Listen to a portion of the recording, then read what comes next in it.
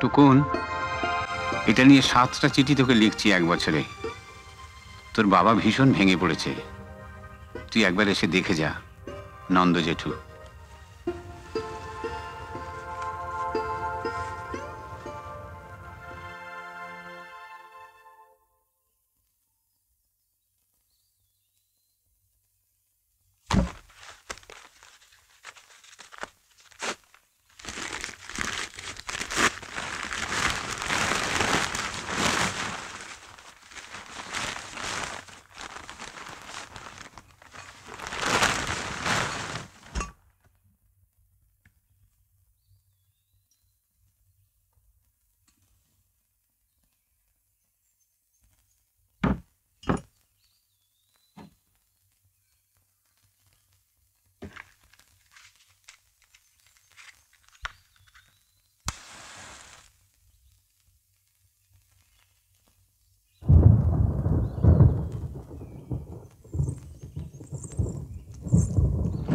টুকুন, 1 বছর পর আমায় মনে পড়ল?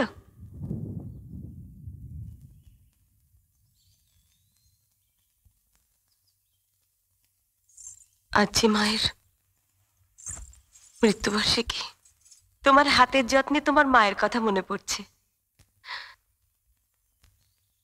মায়ের প্রসঙ্গ এখন তুলতে চাই না পূজারিনী।